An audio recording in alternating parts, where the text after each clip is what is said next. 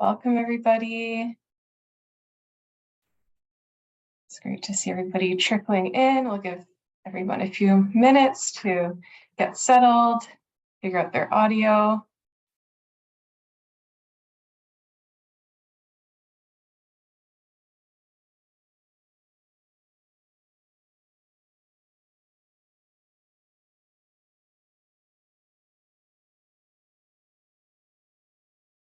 Welcome, everyone. You're in the right place. We'll just give you a few minutes to get settled.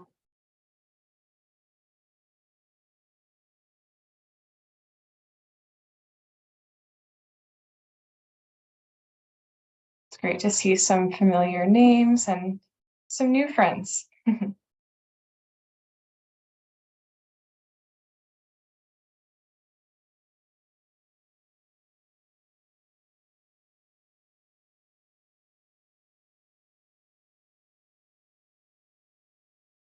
Hey, Melissa. Yes, we will post. We'll post some of the handouts, and yep, we will definitely share the handouts for the presentation at a later date when it's recorded.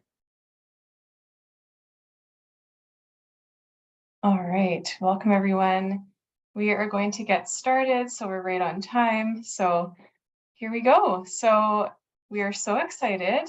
Newton is back in action with our webinar series, and this time we are so excited to be hosting this webinar titled "The Battle Against Fat Bodies, a Teacher Shares Her Personal Experience" with Charlene Sacher. She will introduce herself in just a moment. But before we get into introductions, we do have some housekeeping. Next slide, please.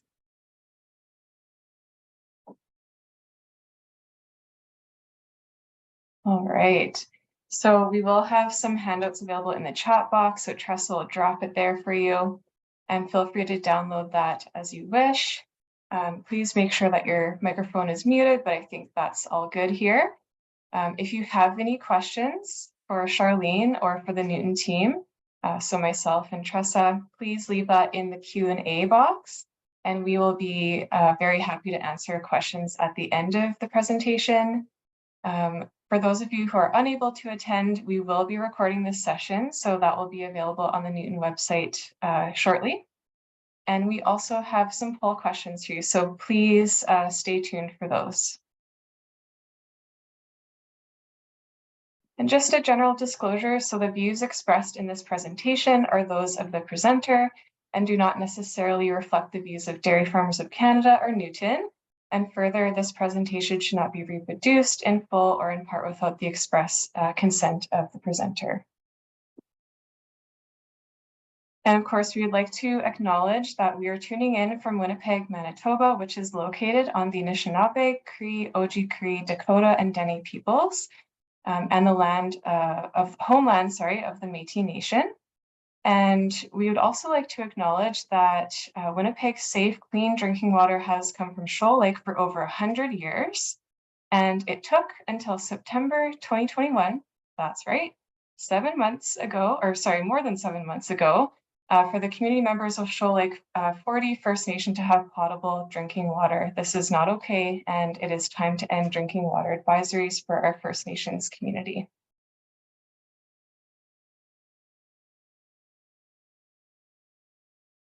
So just a little bit about Newton and what we do.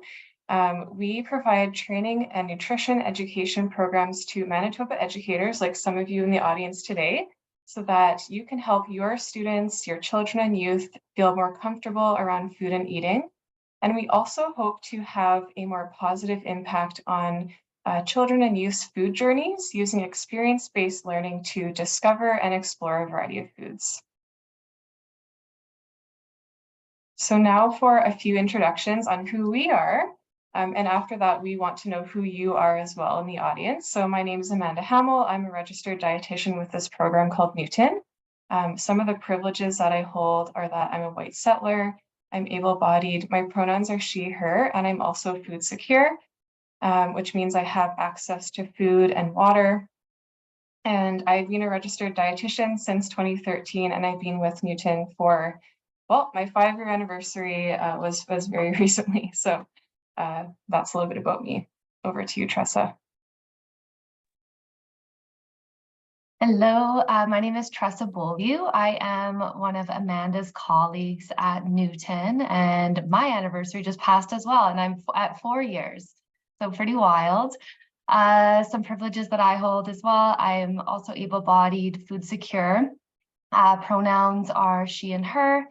I am a Métis, proud Métis woman with OG Cree ancestral ties to Lac St. Anne area, now known as Lake Nipigon. So I hold citizenship with the Métis Nation of Ontario. I majored in nutritional sciences and have a minor in Indigenous studies from the University of Manitoba. As I mentioned, I work part-time with Newton, and I also have a small business too, where it's called Red Horse Connection, and I love horses, so fun fact. And I'll pass it over to our wonderful presenter for today to take it away. Great, thank you so much. So my name's Charlene Sacher. Some privileges that I hold is that I'm white presenting, I'm food secure, my pronouns are she and her. I have been an educator now for 18 years. I have my post-baccalaureate in inclusive education, and currently I'm working on my master's program through Cape Breton University. And my thesis title is Fat Stigmatization Within Education. And I'll kind of talk a little bit more about some of my background as we get into the program, as we get into the webinar. So here's the first poll, just so that I know who I'm talking to, so that I can kind of pull in some of those experiences. So just a little bit about you and what your role is. I think Tressa is going to pop that poll up for us.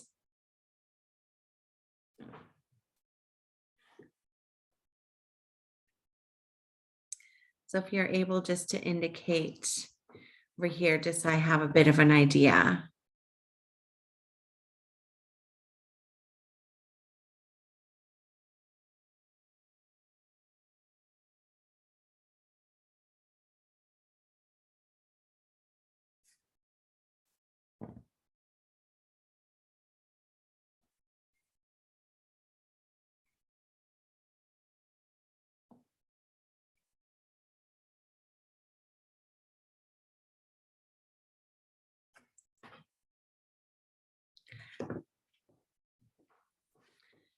So I see that we have lots of healthcare professionals with us. I'm so glad that you're here. That's actually where I first started noticing some of the stigmatization and bias that I have experienced while living in a fat body. And I'm guessing probably a lot of the teachers and early childhood educators will be watching this at a later time, just due to the time of it.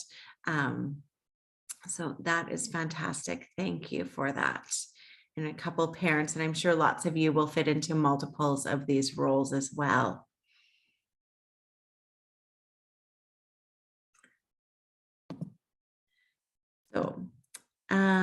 So within this webinar, we're going to be talking about a couple different things.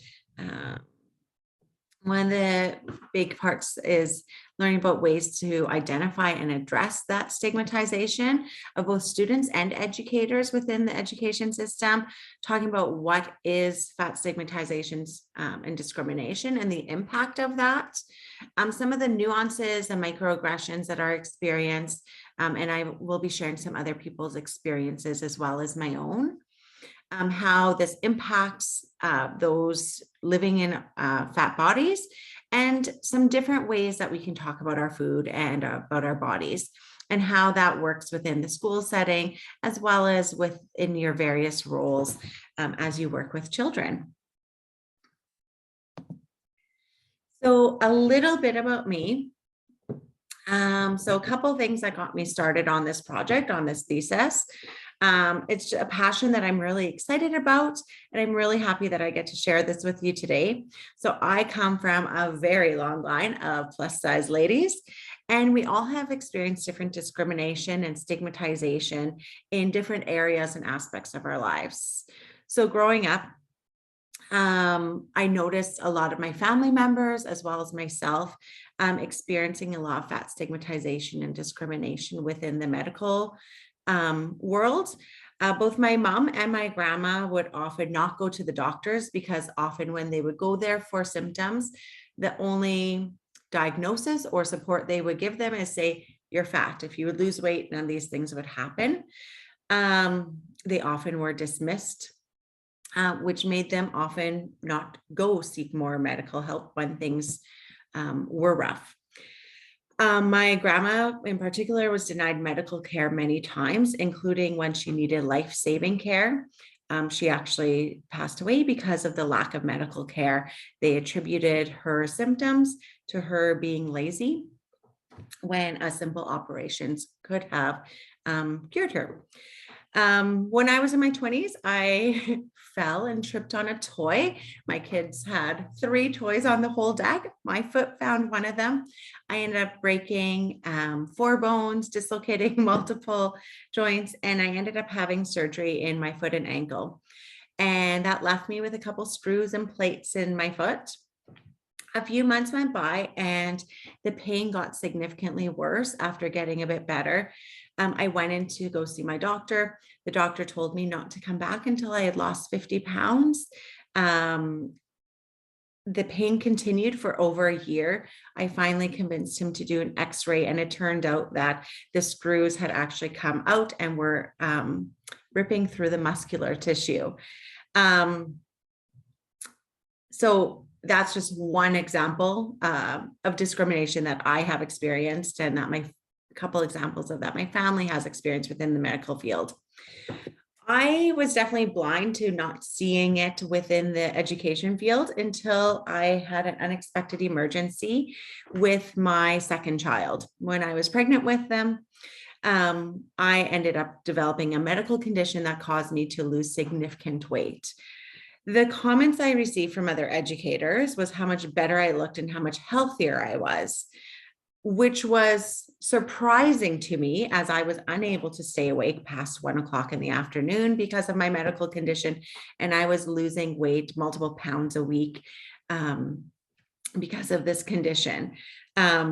These educators were celebrating my unintentional weight loss and would make frequent unwanted comments about my body, even though when I explained the situation that I was fighting to keep my baby alive. And that's where it really opened my eyes in terms of some of the comments and the situation within the education field. While working on my master's program, I was actually planning on doing project route until my prof one day asked us to look at something in outdoor education that's often overlooked. One of the things that I noticed was that there was a lack of fat folks in both the images and the literature when it came to outdoor ed. I decided to look at the barriers that teachers faced with outdoor education, particularly fat teachers. And I'll talk a little bit more about the language that I'm going to be using. I post on Facebook just really quickly, and I don't have a huge following on Facebook. It is actually all people that I know.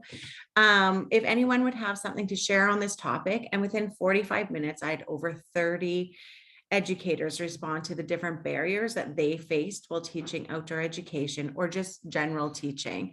And so I have a couple of the comments up here just for you to kind of take a look at, just to absorb some of the other words from others.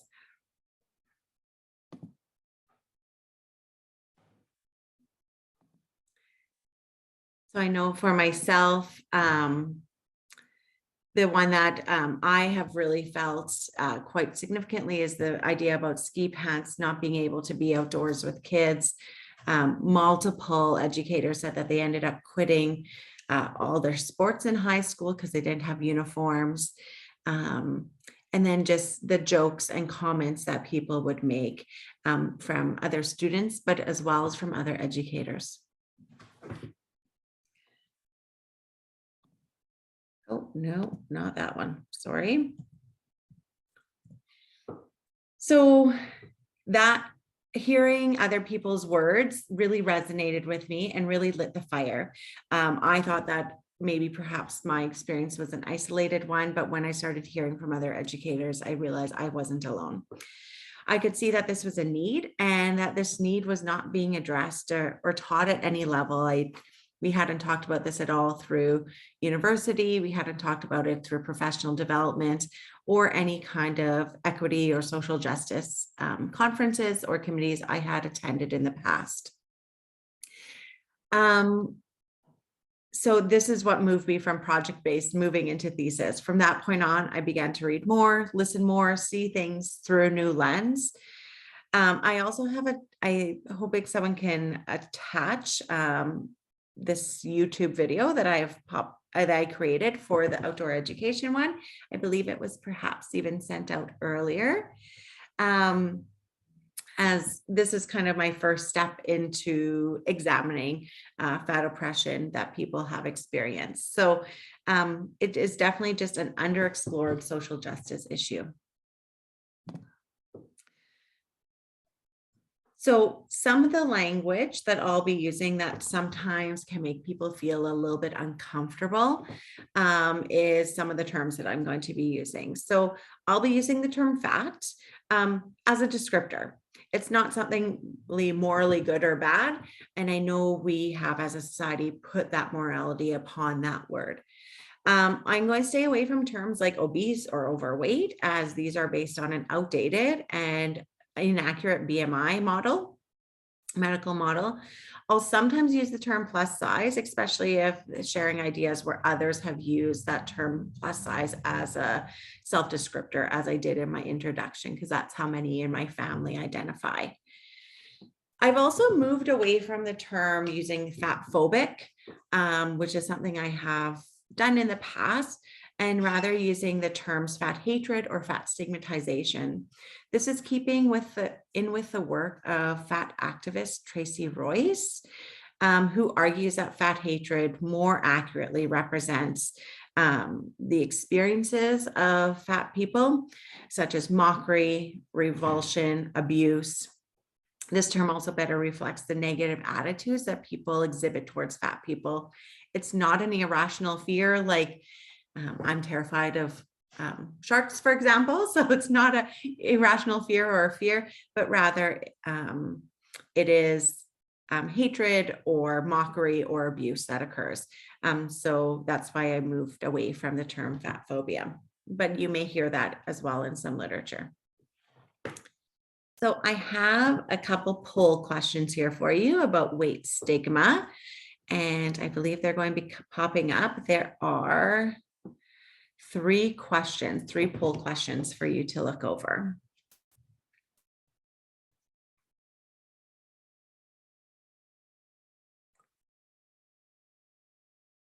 So feel free to read it through. What percentage of fat students report bullying?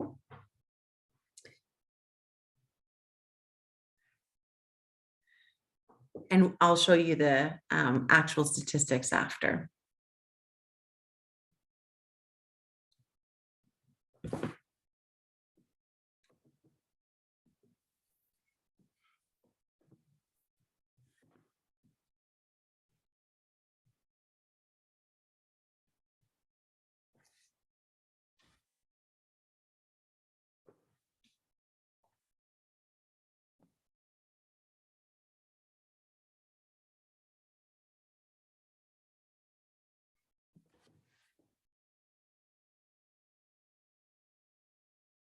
Right.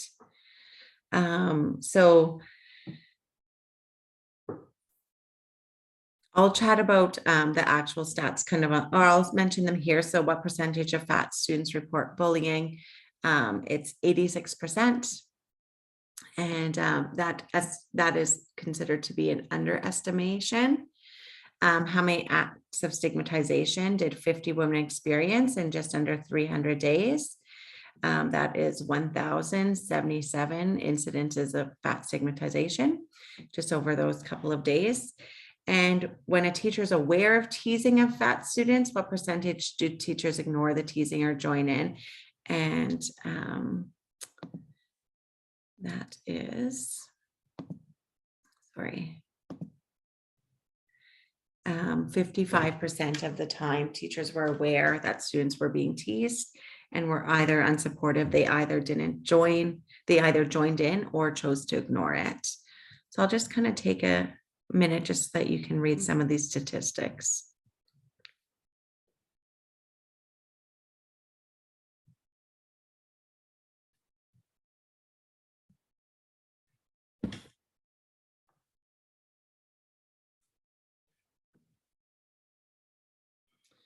So I'm sharing these stats not because I'm here to shame anyone, rather so that we can look at this through a different lens. Once we start seeing this systematic problem, we can do our small part to address it. Once we know better, we do better. These stats to me are both astonishing to me, yet somehow not surprising, as I've lived most of my life in a fat body. Many folks believe that by normalizing fat bodies, we're glorifying fatness, that by shaming people who are fat, it's to motivate them to lose weight. Yet we know that shame and guilt does not motivate people. In fact, often the abuse and mistreatment and the stigmatization and the lack of medical care will cause many of these health conditions. Even if we acknowledge that for some folks, being in a fat body can have negative health outcomes, it's really important to remember that all people have the right to be free from discrimination, no matter what their health status is. And I think that that is something that I try to carry with me as I go forward in some of this work. I actually just shared this with a close friend so that we could kind of look it over together, and I was practicing it. And as soon as I showed her this bottom one, that educators have more negative student evaluations, comments about their weight, and not as likely to be hired, my friend shared with me how she is trained as a phys ed teacher, and when she gained weight, she was unable to get rehired because, and they actually said it, the part that they often keep quiet is because that she wouldn't be a healthy role model because she was too large, which is really disappointing. that is still happening just kind of in the last couple of years. So I know that for many years, I just kind of looked at the science and health curriculum. So kind of taking it back to teaching the science and health curriculum and taught them as they were presented. I looked through the curriculum. These are the things I need to address. This is some recommendations for teaching, and I just went ahead and taught it. Not really giving a lot of thought, I guess, to some of the deeper messages about food, their bodies, and how the current curriculums, as they're currently written, moralizes a lot of these items and puts them as good and bad. However, my daughter, who's now 14, and I have permission, thankfully, to share this story, when she was in grade 3, I noticed she was starting to frequently be tired, be very run down, a really high energy kid before all of a sudden be, really low energy. As I began to kind of ask around, find out why, ask her what was going on, I found out that she was saying to me that she was going to go have breakfast at school with her friends, but then she wouldn't. And then she also wasn't eating her lunches, telling her teacher that she had a really big breakfast, wasn't hungry. When she would get home, she would eat supper, but she was also becoming more selective about what she would put on a plate, where previously she was a super adventurous eater and kind of try lots of different things, even foods that were unfamiliar to her. She was a lot more adventurous than my other two. And I found out that she had learned that she was chubby or a big girl or fat. And these were things that were being said to her in a negative way. After the health units within schools, students began to categorize food into good and bad. And pretty much everything that she viewed was bad. So she wouldn't eat an apple because it was high in sugar. Because that would then be a bad food. She wouldn't eat granola bars or a ham sandwich on bread because bread will make you more fat, which was really hard to see as a parent when your 8-year-old is already seeing their body in such a negative way, because of things that are being taught, and not that the intention was to make any kid feel this way, but the impact is that teaching health and science the way we currently are with good and bad foods and moralizing them, the impact is that it does cause an increase in disordered eating. Seeing my own child affected really made me begin to question my own teaching. And I noticed that my own students within my classroom would do this as well. We were explicitly telling them that some foods were good and bad, or sometimes food, or always foods. However, we kind of wanted to word these things. And they also started categorizing foods. Not having granola bars, like I said, because they have chocolate chips in it, not eating apples because they're high in sugar. So it just really made me started questioning how I was teaching.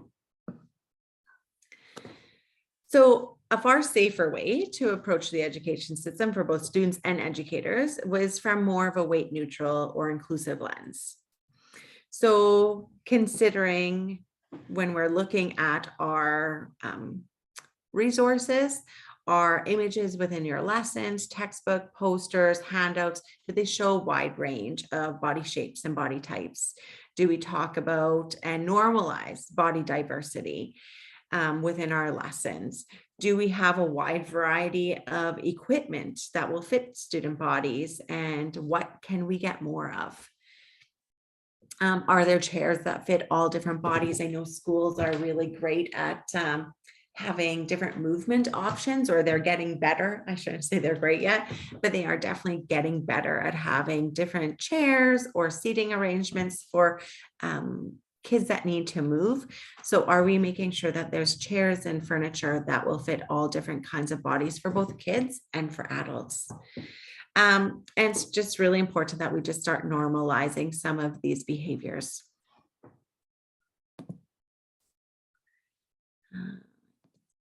Perfect. So a couple things that we can do. Talking about food just in a different way. So there's not that good or bad foods. We can talk about food as using our senses to guide us. I'm a grade 1-2 teacher currently. And we can talk about how food makes us feel. We talk about food and how it can remind us of different events in our lives. Again, stop that labeling. A cookie is a cookie. It's not junk food. It's not a treat. And we can also eat our food in any order. I know that's something that has been a learning process for many adults in the building that I work with. When I share with them that definitely students in my room, but it should really be school-wide, can eat their lunch in whatever order they would like to eat it in. I know for myself, let's say I'm having taco soup, which is one of our favorites here in our house. I like to have a couple of tortilla chips just on their own to start with, because I love that crunch. Then I often will eat my soup and then save one or two to the end and end on that crunch and the salt at the very end. Others like to do this with their sweets. So just following the division of responsibility, the family is providing the food. And sometimes, of course, the school may be providing food depending on the kids and the family situation. And the kids get to have the opportunity to decide how much they want to eat and in what order.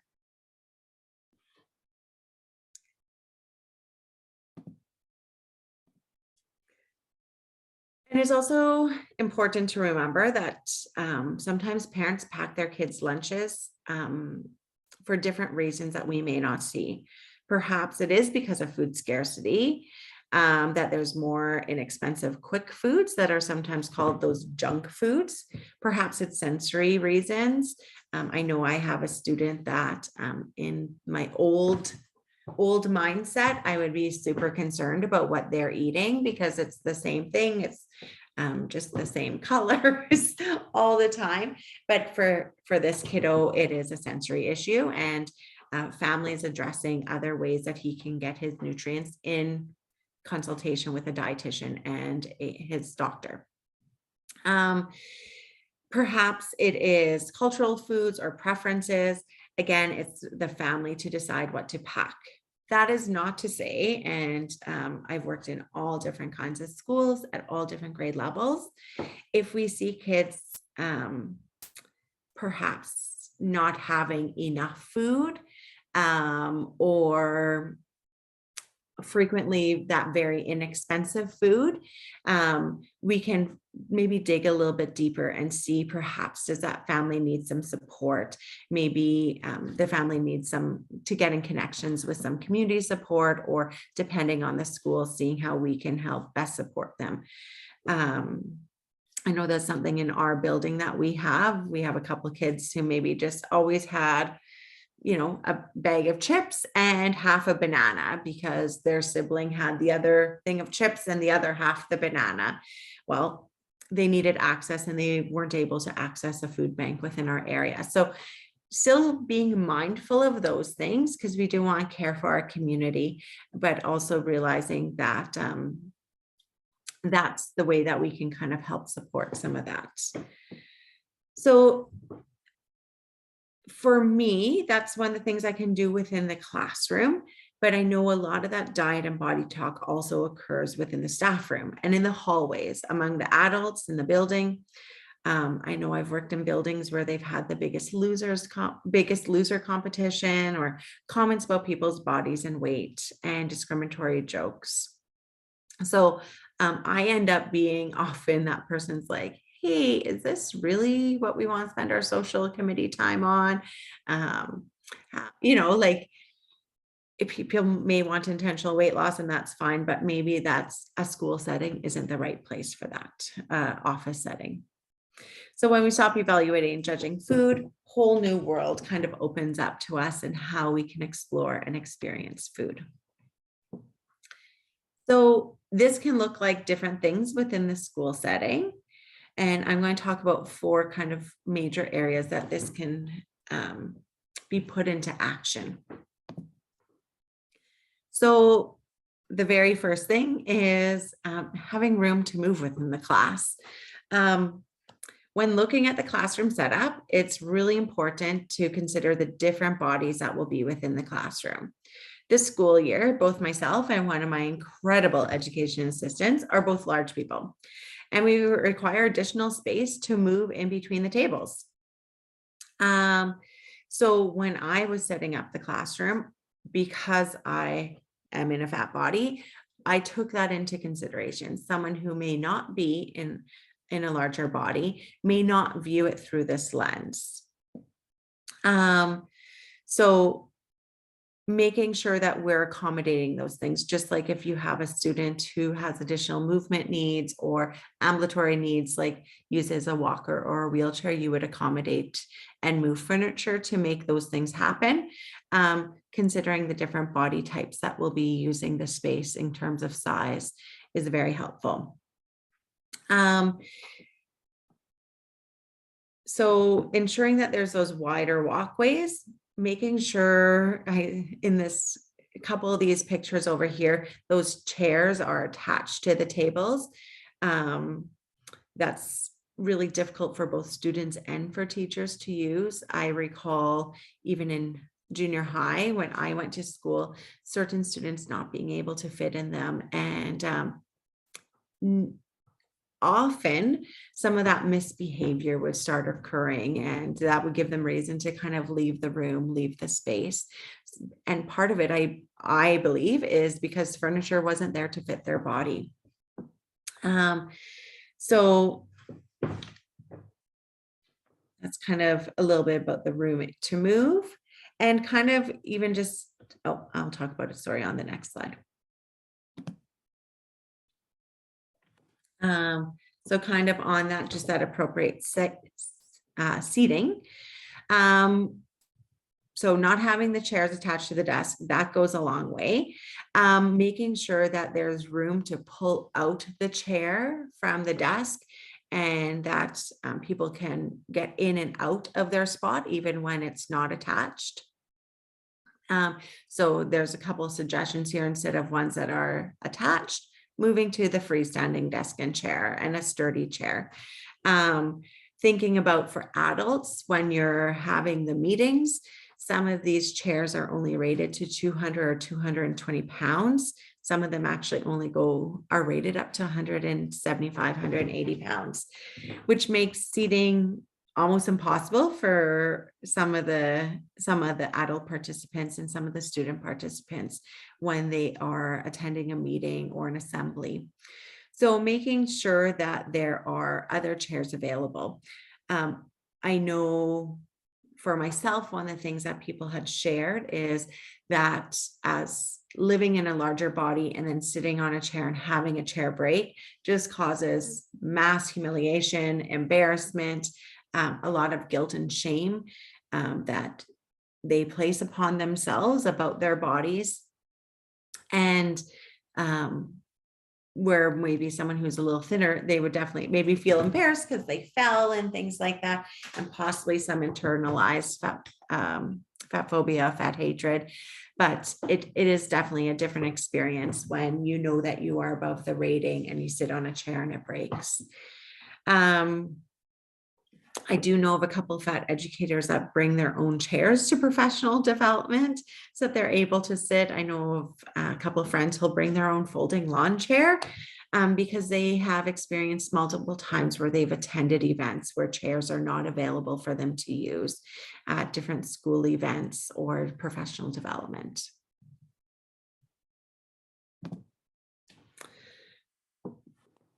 So another concern that's been brought up time and time again when I asked other educators, what are some things that we can consider when we're considering outdoor education just in general, is outdoor equipment. So many folks mentioned that they stopped participating in outdoor sports and activities and physical activities because they couldn't find winter wear to fit them. For myself, it took me almost 3 full years to find a pair of ski pants that fit me. So I am totally built like a teapot, is how I always describe myself. I'm short and stout. So finding ski pants that would fit a waist and thighs that were not really, really tall ones took me 3 years to find. And I know many other people experience that as well. This definitely limits the amount of outdoor learning and activities that I could do with my classroom, especially because we are in school for a lot of cold months. So it really limited me from kind of December on until about February and how long I would take students out to be able to learn from the land or do outdoor learning activities, because I didn't have the appropriate equipment, even if many of my students did. I know I've had students in my class, and again, currently I'm one too, but I think about a student that I just recently had. They couldn't find outdoor equipment that fit them. This really impacted how they were able to play and share and participate in recess activities up until last year. As my mom unexpectedly passed away this fall, my mom would often actually go to thrift stores and purchase larger jackets and ski pants and just shorten the legs and the arms to ensure that when students didn't have the correct outdoor clothing because of their size, they would continue to have access. This was in response to her experience growing up and facing some of these barriers as well. A friend and colleague shared how their school ordered cross-country skis for all the students to wear. And she was the phys ed teacher at the time. But when they ordered the cross-country skis, they got ones that were only rated to 200 pounds, which meant that for both herself and a couple of the students, they weren't able to use the skis. They're available. You just had to click an extra box to say that you wanted extended sizes and extended weight limits, but it wasn't done just because it wasn't considered. So taking some of those things into consideration, seeing who will be able to access this activity, who might not be able to access this activity. A couple adults also shared with me that they quit sports teams as they didn't have jerseys or sportswear that would fit them. A couple people, and I was saddened to hear this, they were told that they could come to practice because they only needed shorts and a t-shirt, but they couldn't come to games because there weren't a uniform that would fit them. Again, because the school didn't order the different sizes that might be needed. So again, this is a barrier that we're able to address. As a side note, I don't know if you noticed in the middle, I have a little missing sign on there for the PowerPoint. That's because I looked for over an hour for a picture of a child who was in a larger body playing outside in winter. There were 3 that I could find.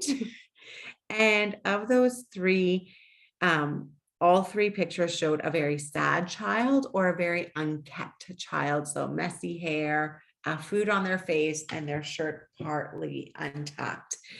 So not just a big kid playing in snow, which when I go outside at recess duty, I see those kids playing in snow and having a good time.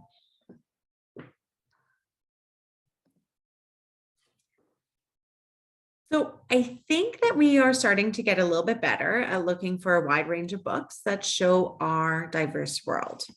I know that teachers, librarians, parents, book lovers, we're beginning to do a better job at making sure that we're representative of different cultures, different beliefs, different skin colors, backgrounds, gender diversity, and sexual attraction. And we're also we are starting to see an increase in the different types of abilities that are represented in books. I have not, or starting to see, I guess, I haven't seen a lot of diverse books though yet for different body sizes. Often when fat characters are in books, they're often shown as lazy or as the villain. So just to get a little bit of engagement, because I know I've been talking a whole lot and I want to take a sip of my tea, try to see and just pop in the chat. Try come up with 2 characters who you can think of who are fat characters in books or in movies, but they have to not be trying to lose weight, not be shown as lazy or dirty or bad or evil. And please jot some of those down in the chat. Let's see if we can find some more resources to share. Again, books, movies, shows, pop some of those in the chat.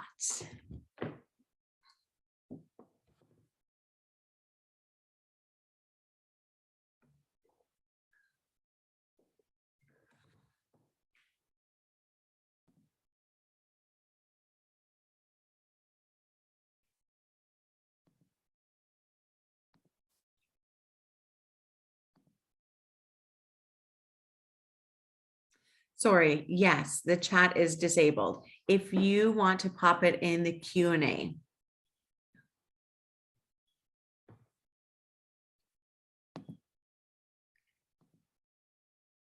Thank you for the reminder.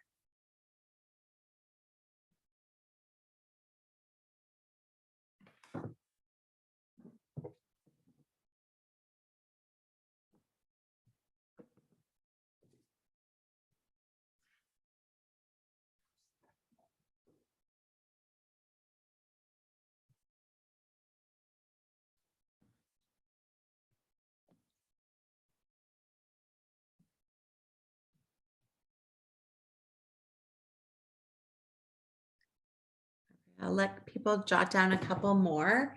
And while you're thinking, Newton does have this really great resources that is available on their website,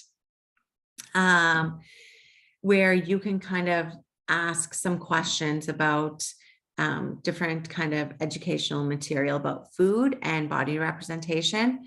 So I know I've used this when I've been looking at some of new books to purchase for my own classroom, as I'm always on the lookout for new ones.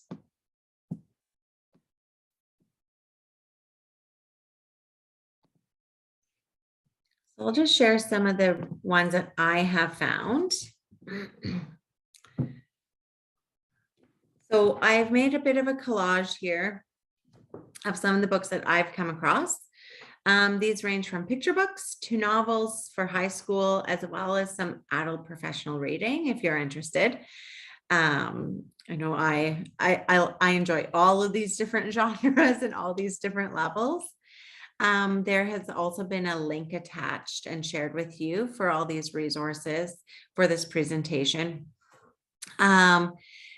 So some of these are kind of more those moral type stories. So things like Beautiful Me, for example, which is a lovely story about a girl who is starting to be called chubby and be made fun of. And she just kind of talks about how we just need to celebrate ourselves, or it's okay to be different, where it's kind of more that message is really clear in the story. And there's other examples that are just, these are just characters who happen to be fat, and it's not the focus of the story. Rather, they're just people who are living in their bodies. So a book like Don't Feed the Bear is a great example. The main character is a chubby little kid, and they're just, it's a funny, cute little story. So finally, this is kind of what it's all about. It says in these quotes, it says here, this is what children need, but I believe that this is true for all people. Representation, accommodation, a safe and inclusive learning environment is what's going to help students and educators succeed and feel well. And when we really focus on making our classroom our spaces that we work with kids in, and just changing how we're talking about food, having books that are mirrors, windows, and sliding doors, so that they can see themselves, see the world, and allow them to experience and check out other worlds. When we start doing these things with kids, there's so many benefits for them that have nothing to do with their weight. So if you are someone like me who likes kind of the research references, here they are. Feel free to kind of dive into some of them. These are kind of my most used resources that I have used. And you got some good ones in here. Thank you, everyone.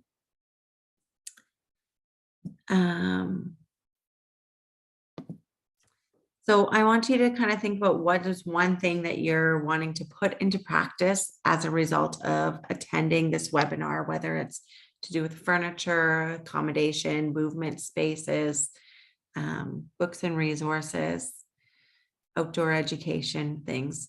If you want to pop those into the Q&A, but you can also, please include some of those at the survey that will be sent out at the end of the webinar.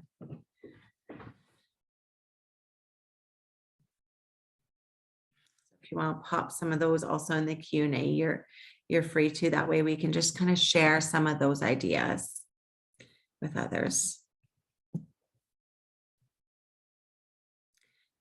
Thank you. That's a great one. Finding out more body positive ones. Fantastic.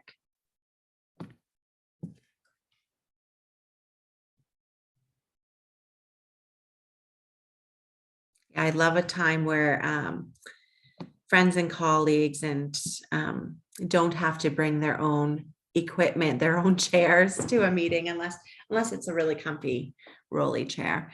But that those things are available.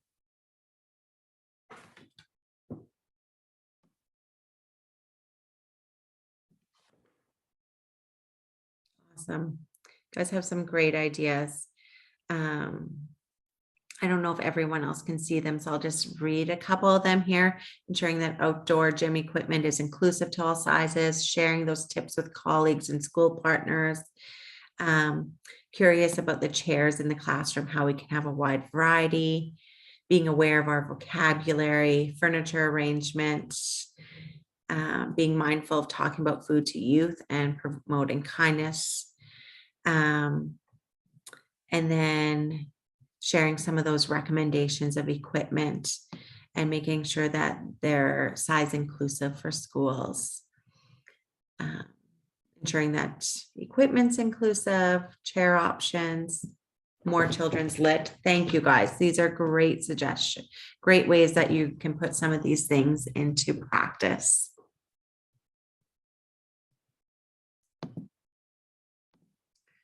I'm going to just pass it on over here.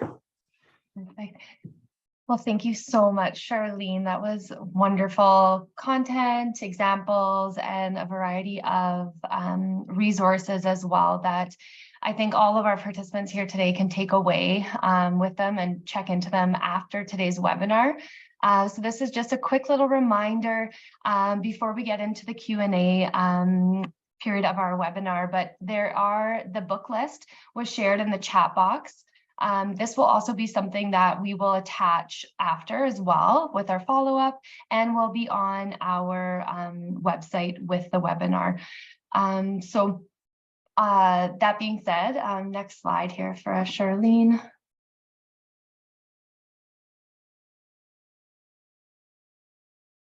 Thank you. So as part of today's webinar, we are launching a new poster series on weight stigma and food neutrality. So these were posters and backgrounders. So you'll see that there's a brochure as well as the main image poster. This was something that was put together by the Feels Manitoba group. So a group of dietitians in Manitoba who work in childcare or school settings in some capacity. So after this webinar, as Charlene mentioned, there is a post survey. In that survey, there will be that question about what is one thing you're taking away today, as well as information for you to input to get on the wait list to receive a printed copy of this poster and the backgrounder that comes with it as well.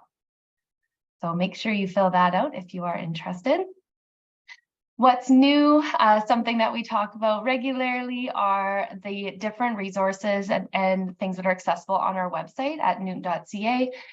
So one of which, the recording of this webinar and our previous webinars will be available soon up on our blog. So you can find that on the Newton website. Subscribe to our mailing list to stay up to date, as well as to get our What's New newsletters that we send out every few months, as well as any upcoming webinars that we might be hosting, workshops, grants, etc.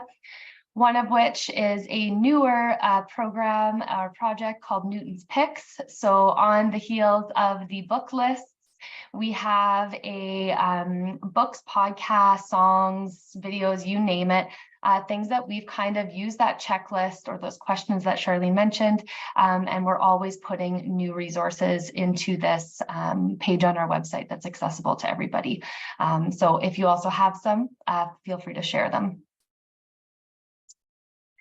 As a thank you for coming and being present today live with our webinar, you're entered to win our prize pack here, which are some, oh, look, Amanda over there. I should do some Oprah with some books. So that will be mailed out, and keep an eye on your email to see who the winners are, as well as, providing your mailing address. So that's great.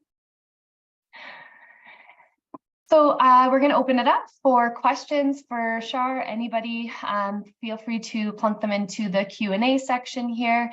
And as well as just thank you so much to Charlene, Amanda, and just, yeah, very great discussion. Hopefully will be had with some questions here. Beautiful. Lots of really great ways that, takeaways that the audience is going to be bringing back to their practice. So if anyone has any questions that are percolating, please add them to the Q&A, as Tressa mentioned. Maybe it'll take you some time to think about them. I'm going to start with this question here, which is really, this is a tough one. And if you don't feel comfortable answering, Charlene, that's quite all right. But one of the participants is a dietitian who receives many school nutrition presentation requests from teachers to speak about sugar-sweetened beverages. I'm trying to switch my language to be more inclusive and not lead to food distortion. I really struggle with not labeling sugar especially with the fact that adolescents are consuming 3 to 4 times the amount of sugar than their bodies need. We know there is a lot of research about the health outcomes of overconsumption of sugar. Any suggestions? There's a lot to unpack in that one. Yes. So I'm not a dietitian, so you guys can also jump in and share some of your thoughts on that. But I know when we talked about the sugar part, we did focus on some of our dental care that would have to happen afterwards. That was a big one. We also talked about sometimes how food will make us, more so when I taught older grades, this was more for grade 4, 5, 6. We did talk about how eating certain foods made us feel certain ways. So sometimes we eat certain foods because we're celebrating, things like that. But just having kids really tune in to, if you have that 2 liter of pop, how does your body feel after, right? So as opposed to don't ever eat sugar, or, just how does that make it feel? Does your stomach feel great? Like I know for myself, I get headaches if I have too much sugar multiple times in a row. So perhaps that might help with some of that. I don't know, but I'm also not a dietitian, but those are some approaches I've used within the classroom of just really having kids kind of tune in to their bodies and how their bodies feel while they're doing it. And yeah. Mhm. I apologize if I still have an echo before I pass the mic over to Tressa. I'll just add that I think something we also need to question as well as dietitians and maybe health professionals in general is just where is this information coming from, in terms of especially, let's say, the rates of, and again, Okay, there we go. Oh, is that better? Yes. Especially the rates of, again, in quotations, obesity. I think we need to unpack where certain fears are coming from. If kids are eating too much sugar, what are we worried about, I guess is the question. So someone in the chat actually mentioned to look into the book Fat Talk, Parenting in the Age of Diet Culture, which our team hasn't read yet, but it's on our reading list. And I do know that book is a really great resource for unpacking some of those really hard-hitting questions. So I'll leave it at that. We'll add it to our book list, and over to you, Tressa. Great. Thanks, Amanda. So we have a question about the 4 questions to ask before choosing an educational material about food. We will share that link as well. That's a Newton resource. And then, so question for Char here, where did you find your ski pants? And you're on mute, sorry. There we go. So I ended up finding a pair at Pennington's, but you have to wait till they go on sale. They actually came out with because it is for larger body sizes. They had some petite ones that were available, but their regular price ones were quite cost prohibitive. When they're on regular price, they are $300. But I bought them in the spring, so I think they ended up only being like $50, which is comparable to a lot of other ski pants, $50 to $75. So, but it is a tricky spot to find. Great. Next question here, which we should have a hard one to answer, but how do we help students who have suffered through these types of stigmatization? I think for myself, the way that I have approached it is addressing it in the same way I address other kind of injustices, like acknowledging it, pointing out the microaggressions when they're occurring, letting kids know that I'm not going to allow that kind of talk to be happening, and just providing the same type of support for kids that have experienced other types of stigmatization. So fat stigmatization is the 4th most reported type of discrimination that occurs. Looking at all the different types and categories. Not that it should be a contest, because it's not. But just providing that same support to them, having someone, a trusted adult, to talk about it. I know for myself, I ended up as an adult going to therapy to work through some of those things.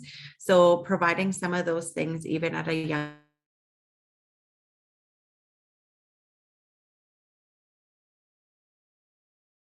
Oh, looks like we might have an internet. she started, we got There we go. pardon? There was just an internet lag. You're good. Oh, okay.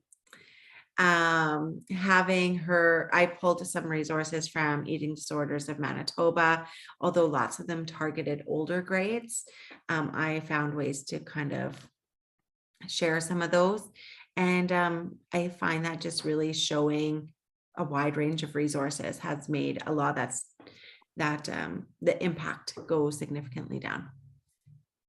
Great. Well, thank you so much. So it looks like we're at the end of our webinar today, but I don't know about you. We could talk about this for days on end. But I just want to quickly take a moment again to thank you so much, Charlene, for speaking today and presenting and facilitating this webinar with Newton. Yes, thank you so much. And if anyone has any follow-up questions, feel free to send us an email at newton.mb@dfc-plc.ca. Follow us on social media, and we can get those questions to Charlene if needed as well. So. Thank you. Bye, everybody. Everyone.